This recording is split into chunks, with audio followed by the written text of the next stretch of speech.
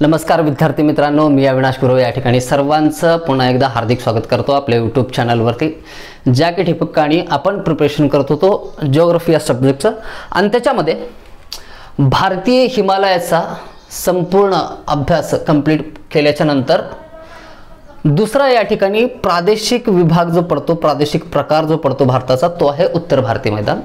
मात्र उत्तर भारतीय मैदानाच्या पूर्वी आपल्याला भारतीय द्वीपकल्पाचा अभ्यास करायचा आहे।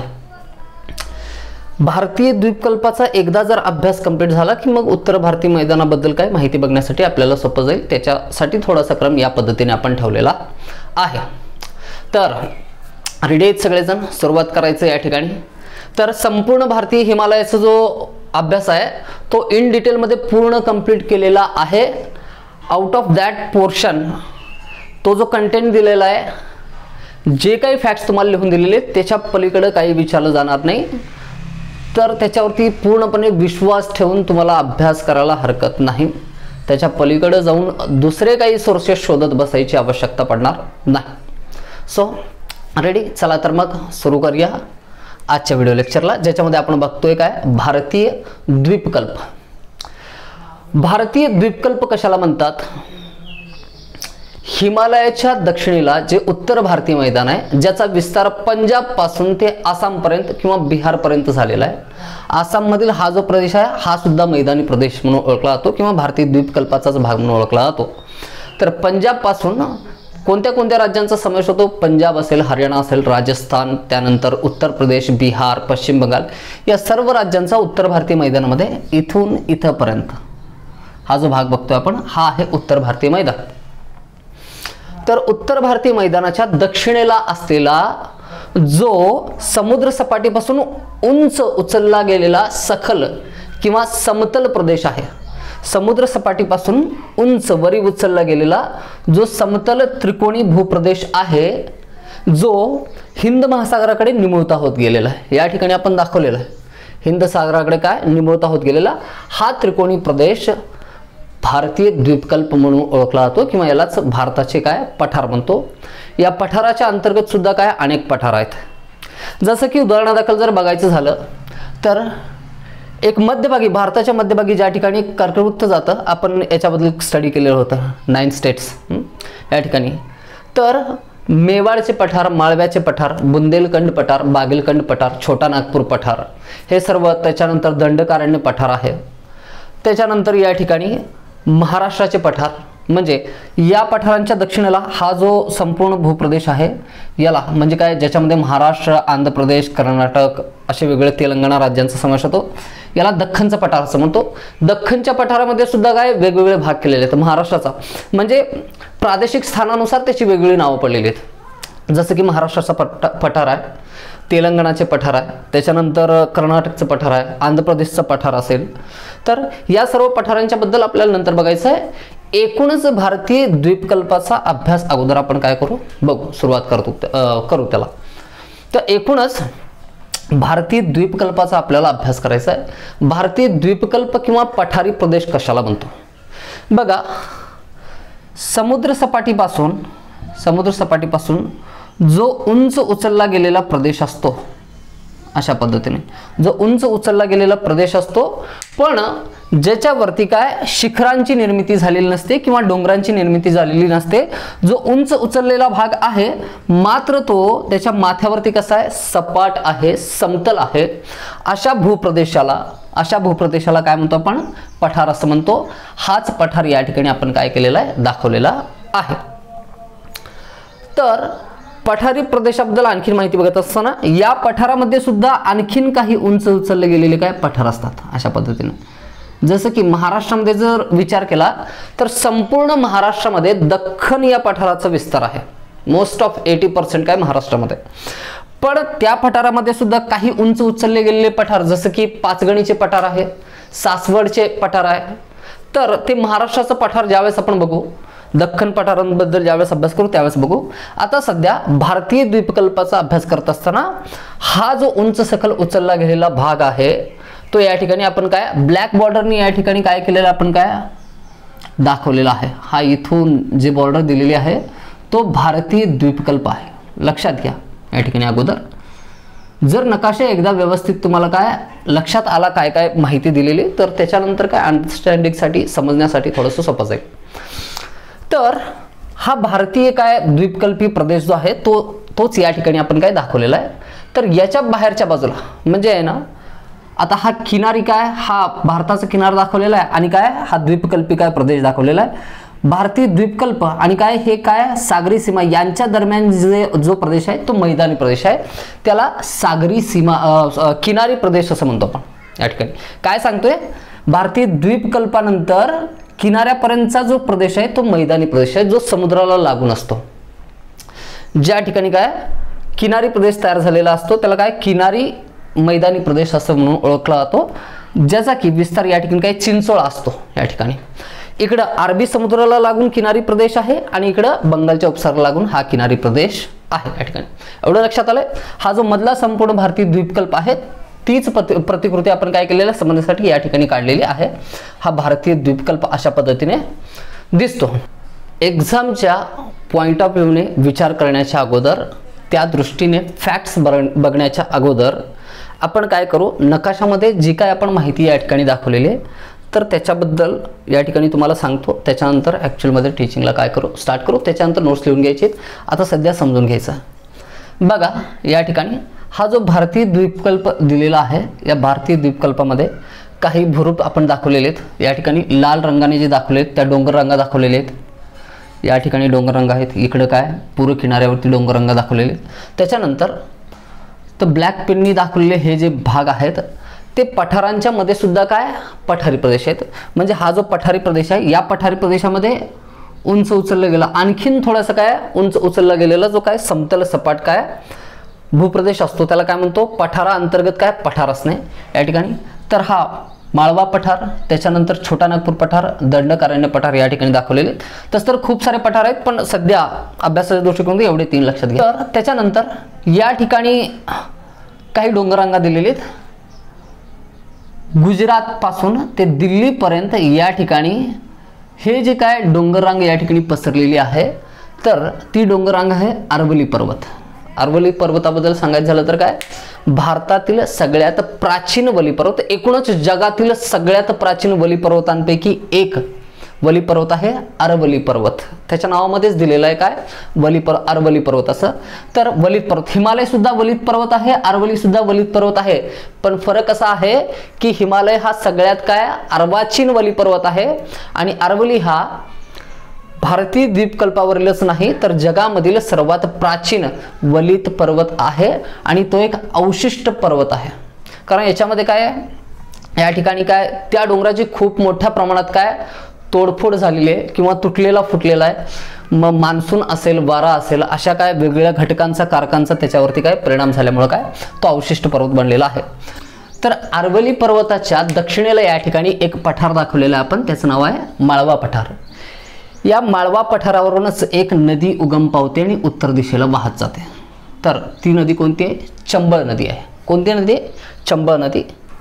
त्यानंतर माळवा पठाराच्या दक्षिणेला हे जे डोंगरांग आपण काय पूर्व पश्चिम दिशेमध्ये काय पसरलेले आपल्याला दिसत आहेत, तर ते कोणते डोंगररांग आहेत, विंध्य पर्वत आहेत. कोणते, विंध्य पर्वत डोंगररांग या ठिकाणी काय त्यांचा विस्तार माळवा पठाराच्या दक्षिणेला आणि जी नर्मदा नदी आहे त्याच्या उत्तरेला. माळवा पठार आणि नर्मदा नदी या दोघांच्या दरम्यान जो पर्वत आहे तो कोणता आहे, किंवा गंगा नदी आणि नर्मदा नदी यांच्या दरम्यान जी काय पर्वत शृंखला दिलेली आहे त्याचं नाव आहे विंध्य पर्वत.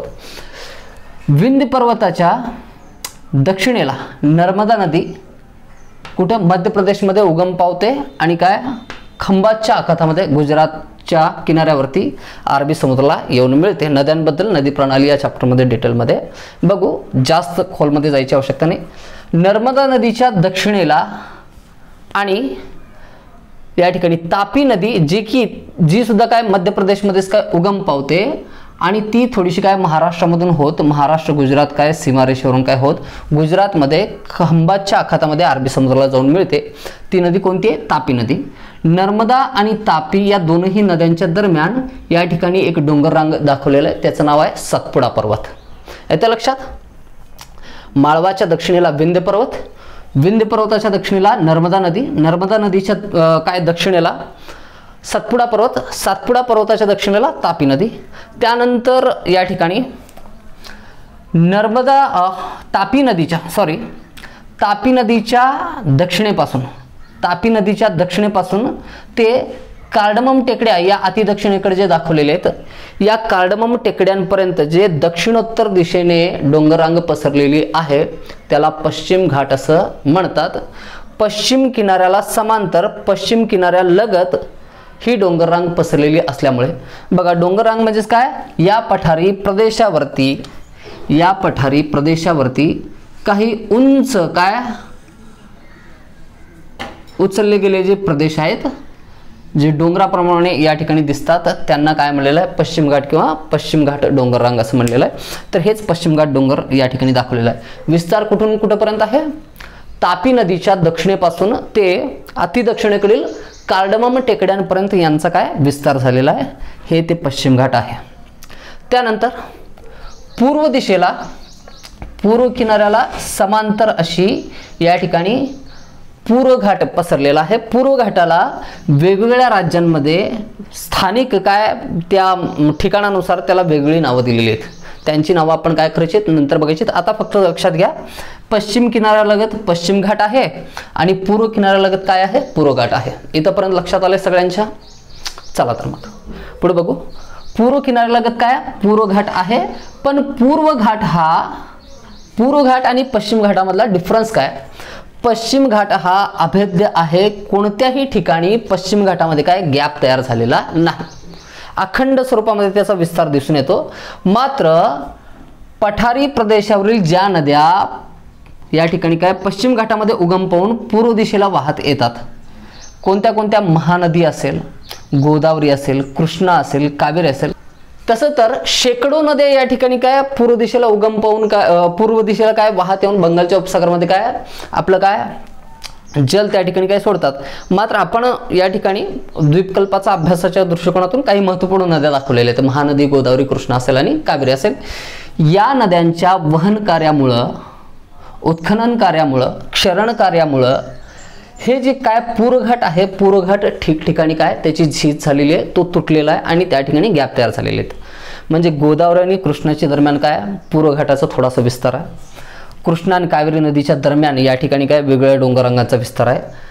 महानदी आणि गोदावरी यांच्या दरम्यान सुद्धा काय पर्वतांचा विस्तार आहे. तर पूर्वघाटाबद्दल डिटेल्स काय आपण बघू नंतर. या ठिकाणी हा झाला पूर्वघाट.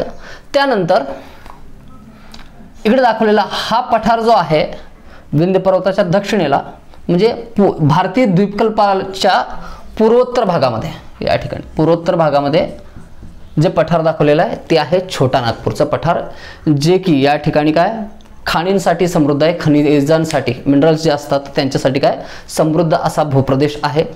तर या पठाराच्या अंतर्गत पठाराच्या पूर्वोत्तर काय दिशेला या ठिकाणी एक डोंगर रांग आहे, त्याचं नाव आहे राजमहल टेकड्या.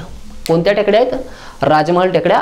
आणि मागच्या पिरियडमध्ये ज्या वेळेस आपण पूर्वोत्तर भारतातील भूप्रदेशांबद्दल माहिती बघत होतो त्यावेळेस बघितलं होतं की मेघालय राज्याअंतर्गत येणारं जे पठार आहे त्याचं नाव आहे शिलाँग पठार. मेघालय राज्याअंतर्गत येणाऱ्या पठाराचं नाव काय, शिलाँग पठार. ज्याच्यामध्ये शिलाँग पठारामध्ये सुद्धा आहे ना काही पठारी प्रदेश आहेत जे आणखीन उंच उचलले गेलेले आहेत शिलाँग पठारामध्ये सुद्धा. मग ते 3 पठार कोणते कोणते बघितले होते आपण, गारो, खासी आणि जयंती. आठवत असेल सगळ्यांना. बघा, जेव्हा जेव्हा मी या ठिकाणी मागच्या पिरियडमधल्या एखाद्या पॉईंटचा काय आपण संदर्भ घेतो आणि मी सांगण्याच्या अगोदर तुम्हाला जर तो घटक आठवत असेल, तो फॅक्ट त्या ठिकाणी आठवत असेल, तर तुमचा अभ्यास त्या घटकावरला पूर्ण झालेला आहे आणि तुम्हाला ते समजलेलं असं काय तुम्हाला समजून घ्यायला हरकत नाही. एक पद्धत असते, म्हणजे एक पर्टिक्युलर सिच्युएशन असते ज्या ठिकाणी विद्यार्थ्यांना आल्याच्या नंतर हे समजणं आवश्यक असतं की आपण जे काही स्टडी केलेलं आहे ते आपल्या लक्षात आलेलं आहे की नाही. त्या घटकावरती परीक्षेमध्ये एखादा प्रश्न विचारला गेला की तेव्हा आपल्याला आन्सर करता येईल का नाही. सेल्फ इव्हॅल्युएशन करणं ही अवघड गोष्ट आहे सगळ्यात. बऱ्याच वेळा आपण आपल्या कम्फर्ट झोननुसार वागतो. बघा, तर या ठिकाणी प्रत्येक घटक, प्रत्येक क्वेश्चन, जे काय ॲक्टिव्हिटी आपण या ठिकाणी काय घेणार होतं, मग त्याच्यामध्ये तुम्हाला समजणं काय आवश्यक आहे बघा. तर नंतर कधी चर्चा करू त्याच्यावरती. आपण सध्या काय आपला जो पॉईंट चालू आहे तो बघू. तर शिलाँग पठाराअंतर्गत येणारे गारो, खासी आणि जयंतिया आणि यांच्या उत्तरेला येणारे आसाम राज्यातील मिकिर आणि रेंगमा या टेकड्या सुद्धा, हे सगळे भूप्रदेश जे आहेत ते भारतीय द्वीपकल्पाचाच काय विस्तारित भाग आहेत. या ठिकाणी बघा, राजमहल टेकड्यांचाच विस्तारित भाग म्हणजे काय, शिलाँग पठार आहे. हे सांगितलेलं होतं याच्या अगोदर. राजमहल टेकड्यांचाच विस्तार मेघालय राज्यापर्यंत झालेला आहे, ज्याला की मेघालय राज्यांमध्ये आपण काय म्हणतो, शिलाँग पठार किंवा गारो, खासी, जयंती असं म्हणतो. मात्र दरम्यानचा हा जो भूप्रदेश या ठिकाणी दिलेला आहे, तर तो कसं झालेला आहे, खचलेला आहे. बांगलादेशमधील जो भूप्रदेश होता तो खचलेला आहे, तो खाली दबलेला आहे. या ठिकाणी काय भूविवर्तनिक हालचाली ज्या चालू असतात त्यांचाच परिणाम म्हणता येईल की हा जो भाग होता पठारी प्रदेश काय पश्चिम बंगालमध्ये सुद्धा असेल, तो मध्ये खचला, खाली दबला गेला. मात्र गंगा असेल, यमुना असेल, ब्रह्मपुत्रा असेल, तिस्ता असेल, या सर्व नद्यांनी काय गाळाचं निक्षेपण करून हा प्रदेश काय केलेला आहे, भरून आणलेला आहे पूर्णपणे. आणि तो प्रदेश भरून आणल्यामुळे तो मैदानी प्रदेश तयार झालेला आहे, ज्याला की बांगलादेशला आपण काय संपूर्ण मैदानी देश म्हणून ओळखला जातो. बांगलादेशमध्ये कोणत्याही प्रकारचं पठार, पर्वत, डोंगर असे भूरूप बघायला भेटत नाहीत. संपूर्ण बांगलादेश हा कसा आहे, मैदानी प्रदेश आहे. तर शिलाँग पठार हे काय राजमहल टेकड्यांचाच काय विस्तारित भाग आहे. आणि हा जो मध्ये गॅप तयार झालेला आहे, तर याच गॅपला मालदा गॅप म्हणतात किंवा या ठिकाणी काय राजमहल गारो गॅप, या ठिकाणी काय म्हणतात, राजमहल गारो गॅप असं म्हणतात. गारो या ठिकाणी आहे ना सगळ्यात काय सुरुवातीचा असलेला पठार, आणि इकडे राजमहल टेकड्या, तर राजमहल गारो गॅप किंवा मालदा गॅप असं त्याला काय नाव पडलेलं आहे. इथंपर्यंत लक्षात आलं असेल. हे संपूर्ण झालं आपण जे काय नकाशामध्ये. या ठिकाणी आणखीन काही नद्या आहेत. या ठिकाणी पठारी द्वीपकल्पी काय प्रदेशामध्ये उत्तर भागामध्ये काय भारतीय द्वीपकल्पाच्या उत्तर भागामध्ये उगम पावून उत्तरेला वाहत जाणारी आणि गंगेला मिळणारी नदी कोणती, ही शोण नदी आहे. कोणती बघितली होती आपण, चंबळ, बेटवा आणि शोण, या तीनही नद्या भारतीय द्वीपकल्पाच्या उत्तर भागामध्ये काय उगम पावतात आणि उत्तरेला वाहत जाऊन कुणाला मिळतात, गंगा नदीला मिळतात. गंगा नदी उत्तराखंडमध्ये उगम पावते कुठं, गंगोत्री इथून, आणि ती वाहत जाते कुठं, बंगालच्या उपसागराला. आणि यमुना नदी सुद्धा उत्तराखंडमध्ये उगम पावते आणि ती अलाहाबादमध्ये या ठिकाणी कुठं काय गंगेला जाऊन मिळते, आणि काय ते एकत्रितरित्या कुठं जातात, बंगालच्या उपसागराला जाऊन मिळतात. तर हे झालं काय नकाशामध्ये दिलेली काय संपूर्ण माहिती. तर याच्यानंतर बघायचं आहे भारतीय द्वीपकल्पाबद्दल ॲक्च्युअलमध्ये काय टीचिंगला स्टार्ट करायचं आहे. इथून जे काही पॉईंट मी सांगणार आहे ते सगळे आतापर्यंत सांगितलेली माहिती नकाशामध्ये लिहून ठेवायची. तुम्हाला नकाशा प्रत्येक पिरियडला मी सांगतो, जोपर्यंत नकाशा रेखाटत नाही, नकाशा काढून त्याच्यामध्ये काय माहिती फिलअप करून मग तुम्ही नोट्स बनवत नाही, तोपर्यंत भूगोल तुमच्या लक्षात येणार नाही. तर लक्षात. तर भारतीय द्वीपकल्पाबद्दल आता जे काही सांगणार आहे ती प्रत्येक गोष्ट काय करायची, नोट डाऊन करून घ्यायची या ठिकाणी. ओके, चला तर मग स्टार्ट करू. सगळ्यात पहिल्या पिरियडला मी सांगितलेलं होतं हिमालयाची निर्मिती जी झाली ती, हा जो भारतीय द्वीपकल्प किंवा इंडियन प्लेट जी आहे, ती इंडियन प्लेट आफ्रिकन प्लेट पासून विलग होऊन उत्तर पूर्व दिशेने प्रवाहित झाली आणि ती युरेशियन प्लेटला येऊन या ठिकाणी भिडली. त्या प्रक्रियेमध्ये टेथिस समुद्रामध्ये झालेल्या गाळाचं संचयन जे होतं त्याचं रूपांतर खडकामध्ये झालेलं होतं. आणि ज्या वेळेस इंडियन प्लेट आणि युरेशियन प्लेट यांच्यामध्ये दबाव निर्माण झाला, म्हणजे इंडियन प्लेट उत्तर पूर्व दिशेला युरेशियन प्लेटकडे काय सरकण्याच्या प्रक्रियेमध्ये दबाव तयार होतो. आणि दबाव तयार झाल्याच्या नंतर जो गाळाचा प्रदेश असतो या ठिकाणी, तर आता समजा हा जो काय गाळ आहे टेथिस समुद्राचा, हे युरेशियन प्लेट आहे आणि हे इकडं इंडियन प्लेट आहे. आता इंडियन प्लेट काय या ठिकाणी काय दाब प्रयुक्त करतोय, त्यावेळेस समजा हा गाळाचा लेअर आहे, काय खडकाळ प्रदेशाचा जो लेअर असतो ज्याची घनता कमी असते, जो तुलनेने मऊ असतो, त्याच्यामध्ये वलय पडायला सुरुवात होतात, वलय, आणि ते वरी उठतात. आणि तुलनेने ज्याची घनता जास्त असते किंवा जो कठीण कवचाचा काय खडक असतो तर तो या ठिकाणी काय या द्वीपकल्पाच्या काय खालच्या बाजूला म्हणजे अशा पद्धतीने काय आता दोन काय प्रकारचे खडक आहेत आणि त्यांच्यामध्ये दाब तयार होतो त्यावेळेस अशा पद्धतीने हा जो खडक आहे तो खालच्या दिशेला काय जातो खाली सरकतो आणि ही प्लेट याच्या काय वर येते आणि याच्यावरती असलेला मऊ खडकांचा थर जो आहे त्याच्यामध्ये वलय पडतात आणि अशा पद्धतीने हिमालयाची निर्मिती झालेली होती हे बघितलेलं होतं। थोडक्यात बघायचं एवढ्या डिटेलमध्ये जाऊन आपल्याला जिओग्राफीमध्ये PhD करायची नाही येतं लक्षात, पण काही गोष्टी माहिती असावं याच्यासाठी काय सांगतो प्रत्येक फॅक्टच्या मागं स्टोरी असेल तर फॅक्ट लक्षात राहतं। फॅक्ट फक्त या ठिकाणी काय लुसेंटमध्ये दिल्यासारखं वन लाईनर फॅक्ट या ठिकाणी जर दिलेले असतील तर तिथे खूप सारे फॅक्ट आहेत खूप सारे नोट्सचे बुक आहेत तिथं अभ्यास होत नाही आणि संपूर्ण पुस्तकाचं पाठांतर कधीच होऊ शकत नाही। अभ्यास करायचा असेल तर तो थोडंसं डिटेलमध्ये जाऊन थोडंसं त्याला काय वेळ देऊन थोडंसं स्मार्ट वर्क करून आपल्याला काय करावं लागतो पूर्ण करावं लागतो आणि माझ्यासोबत जर प्रिपरेशन करायचं असेल तुम्हाला तर थोडा अधिक वेळ द्यावा लागेल। आता लक्षात या पद्धतीने अभ्यास केल्याच्या नंतर तुमचा प्रश्न चुकण्याची शक्यता कमीत कमी असेल प्रोबॅबिलिटी त्या ठिकाणी तुमची हायर पर्सेंटेजमध्ये असेल एवढं निश्चित आहे। एखाद्या घटकाचा अभ्यास पूर्ण झाल्याच्या नंतर क्वेश्चन कधी काढून बघा अगोदर किती क्वेश्चन सॉल्व्ह होत होते आणि आता काय फरक पडलेला आहे आपल्या लर्निंगमध्ये नक्की जर फरक असेल तर नेहमी सपोर्ट करत राहा। तर बघू तर अशा पद्धतीने काय हिमालयाची निर्मिती होती। सांगायचं असं आहे भारतीय द्वीपकल्प जो आहे तो आफ्रिकन प्लेटपासून काय विलग होऊन आफ्रिकन महाद्वीपापासून काय विलग होऊन या ठिकाणी काय उत्तर पूर्व दिशेला काय प्रवाहित झालेला आहे आणि तो आज रोजी सुद्धा काय प्रवाहित आहे अजून सुद्धा हिमालयावरती तो काय बल प्रयुक्त करतो आणि याच प्रक्रियेमुळे हिमालयाची उंची वर्षानुवर्षे अजून सुद्धा वाढत आहे असे निष्कर्ष काय दिसले आहेत किंवा हिमालयीन जे भूरूप आहेत भूप्रदेश आहेत जे दृश्य भूगोल असतं त्याच्यामध्ये काय नेहमी आपल्याला काय बदल होत असलेले दिसतात। त्यामुळेच हिमालयामध्ये वेगवेगळ्या ठिकाणी काय होतात भूकंप होतात हे आपल्याला दिसतं। मात्र बघा भूविवर्तनिक सिद्धांतानुसार भारतीय द्वीपकल्प जो आहे तो स्टेबल आहे त्याच्यामध्ये खूप साऱ्या हालचाली घडत नाहीत जेवढ्या हालचाली काय हिमालयामध्ये घडतात म्हणून हिमालयामध्ये नेहमी भूकंप येतात। मात्र भारतीय द्वीपकल्पावरील जो भूप्रदेश आहे त्याच्यामध्ये बदल खूप कमी वेगाने किंवा सहसा बदल होत नाहीत झालेच तर ते अपवाद असतील आता या ठिकाणी। तर काही प्रदेश आहेत जसं की कोयना झालं महाराष्ट्रातला सगळ्यांना माहिती आहे 1993ला झालेलं किल्लारी असेल त्याच्यानंतर या ठिकाणी गुजरातमध्ये झालेलं एक भूकंप होतं भुज या ठिकाणी झालेलं भूकंप असेल असे काही अपवाद आहेत ज्या ठिकाणी भूकंप घडलेला आहे। मात्र एक रेग्युलरिटी नाही की नियमित काही वर्षांनी तिथं काय भूकंप येतो पण हिमालयीन प्रदेश असा आहे की भूविवर्तनिक हालचाली नेहमी चालू असतात त्या ठिकाणी।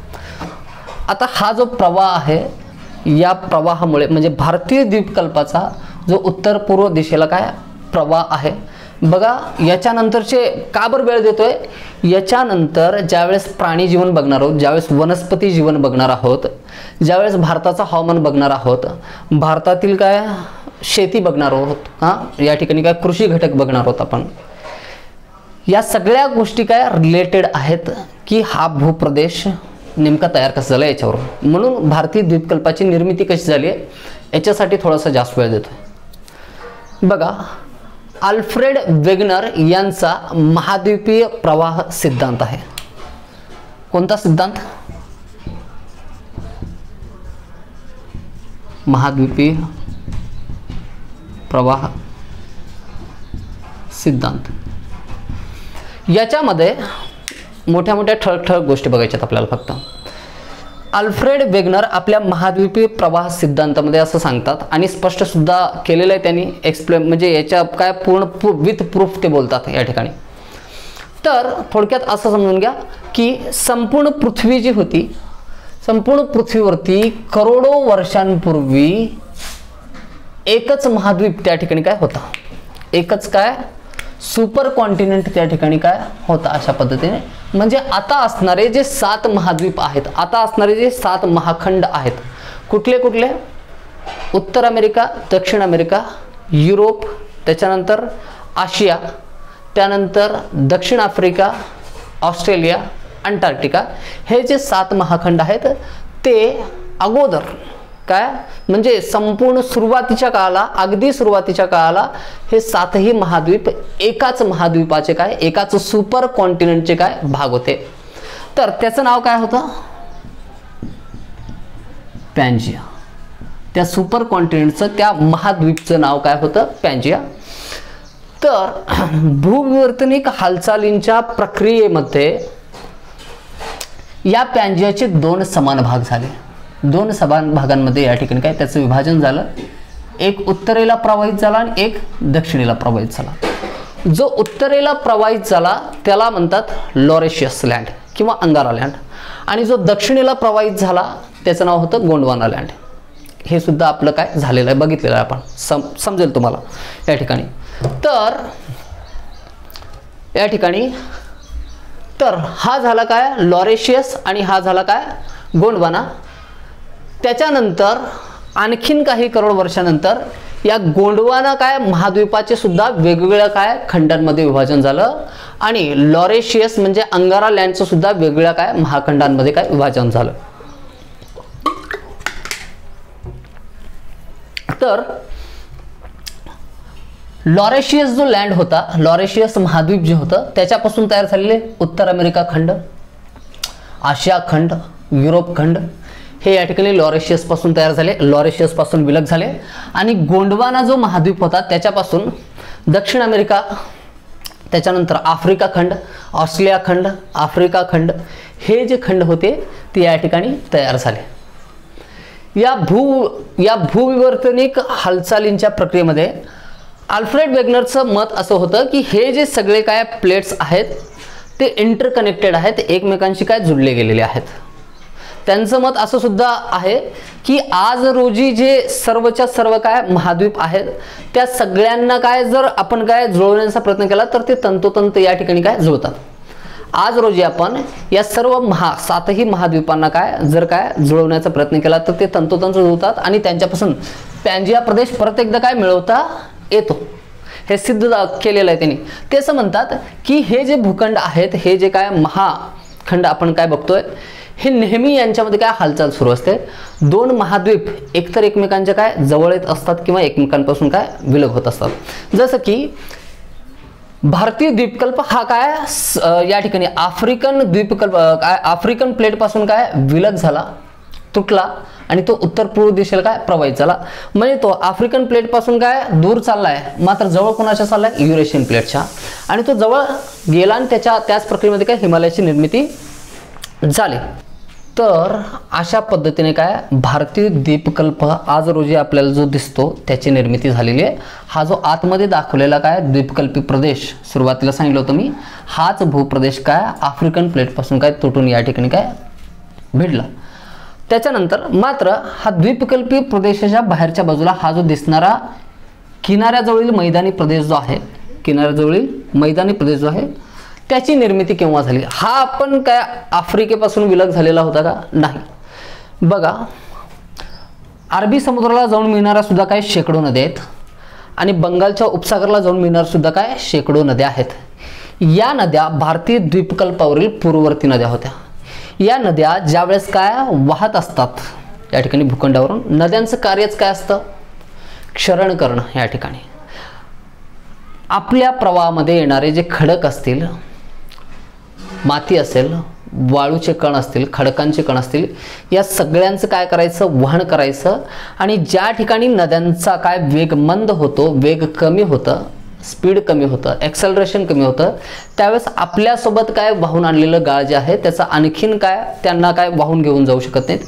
म्हणून जिथं वेग मंद होतो त्या ठिकाणी काय करतात, त्या गाळाचं विस्थापन करतात किंवा त्या गाळाचं निक्षेपण करतात किंवा ते गाळ या ठिकाणी काय पसरवून देतात. हाच जो काय गाळ आहे या किनारी प्रदेशामध्ये काय आल्यानंतर त्यांनी काय पसरवलेला आहे आणि याच्यापासूनच काय हा किनारी मैदानी प्रदेश तयार झालेला आहे, ज्याचा अभ्यास भारतीय किनारी प्रदेशांमध्ये करायचा आहे. बघा ही जी क्रिया आहे, हे जे मैदानी प्रदेश तयार झालेला आहे हे काही हजार वर्षांचं नाही, लाखो करोडो वर्षांच्या काय प्रक्रियेमध्ये काय हे भूरूप तयार होतात. निसर्ग ज्यावेळेस आपली क्रिया करतो ना, निरंतरपणे अविरतपणे करतो, करोडो वर्षांपर्यंत. रुटीन लाईफ नसतं त्यांचं, काही तास झोपायचं जसं आपण करतो, मग सकाळी उठायचं आहे, ब्रेकफास्ट करायचं आहे, मग कामाला लागायचं आहे. निसर्ग असं करत नाही. निसर्ग फक्त आणि फक्त काम करत राहतो 24/7, 24 तास. या ठिकाणी काय बघा, ज्यावेळेस करोडो वर्षांमध्ये निरंतरपणे ज्यावेळेस काय काम करतं त्यावेळेस अशा प्रकारचे रिझल्ट आपल्याला बघायला भेटतात. जे दृश्यभूरूप आहे त्याच्यामध्ये काय होणारे बदल आपल्याला खूप वर्ष त्याच्यासाठी काय वाट बघावी लागते. तर हा मैदानी प्रदेश या ठिकाणी काय तयार झालेला आहे. बघा, हे अशा पद्धतीने काय किनारी प्रदेश तयार झाले. किनारी प्रदेश तयार झाल्याच्या नंतर आपल्याला बघायचं आहे, हा ॲक्सिस बघायचा आहे. कोणता? Y axis. काय? नॉर्थ टू साऊथ, दक्षिणेकडून उत्तरेकडे आपल्याला काय भारताचा काय भारतीय भूप्रदेशाचा छेद बघायचा आहे. बघा, हा असेल समुद्र किनारा, या ठिकाणी दाखवू आपण. हा असेल समुद्र किनारा, हा भूखंड मंच, हा किनारी प्रदेश. त्याच्यानंतर हा आहे पठारी प्रदेश भारतीय द्वीपकल्पाचा.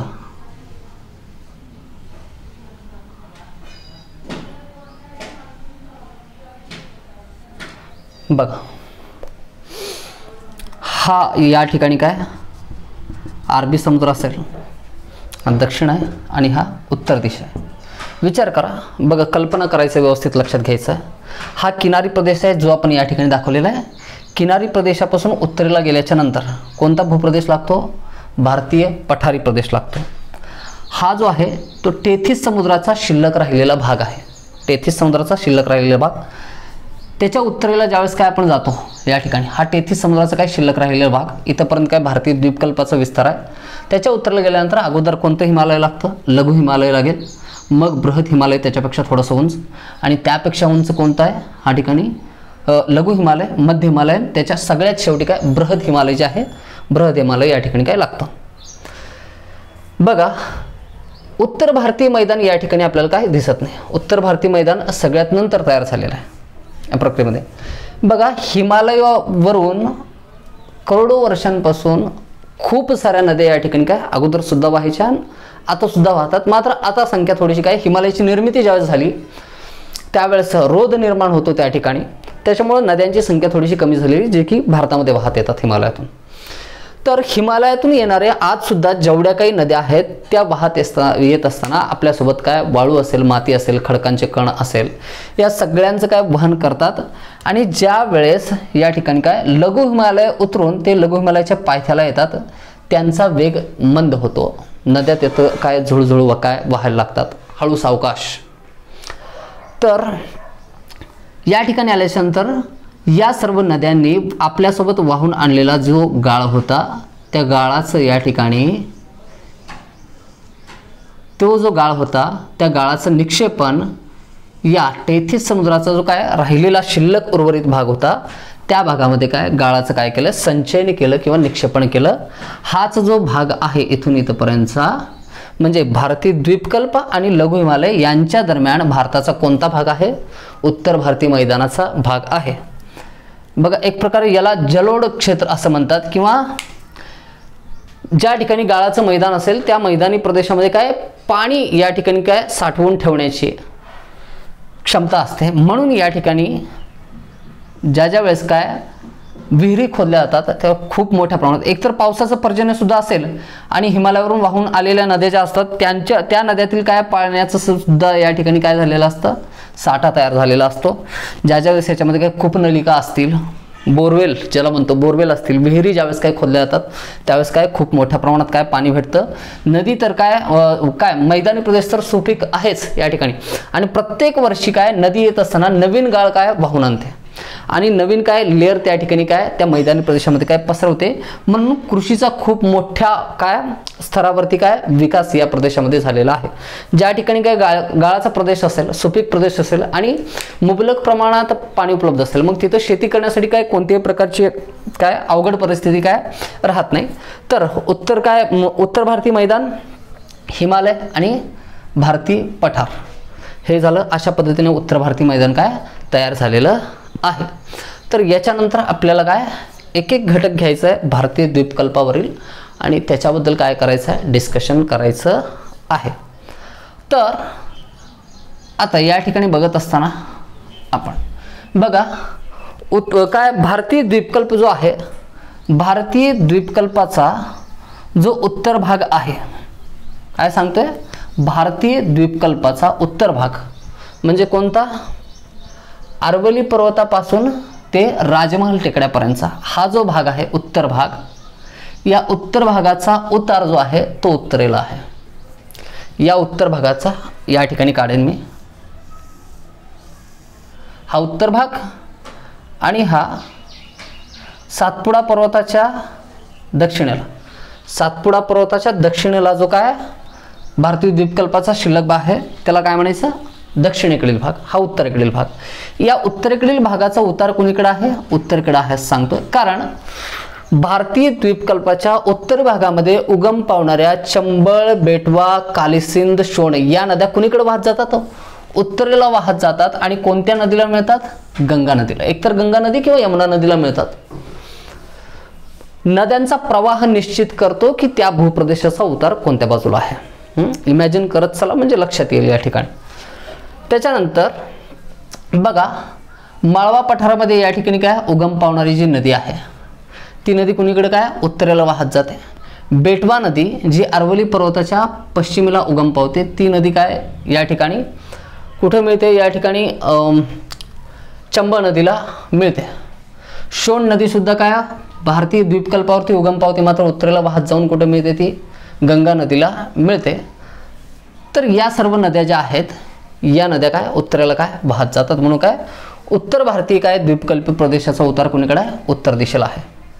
त्यानंतर मध्यभागी या ठिकाणी दोन नद्या आहेत, मध्य प्रदेशमध्ये उगम पावणारी कोणती नदी आहे, एक आहे नर्मदा नदी आणि दुसरी आहे तापी नदी. भारतीय द्वीपकल्पाचा जो प्रवाह काय उतार आहे त्या उताराच्या विपरीत भारतीय द्वीपकल्पावरील सर्व नद्या सर्वसाधारणपणे पूर्वेकडे काय वाहत जातात. गोदावरी, कृष्णा, कावेरी असेल सगळ्या या नद्या.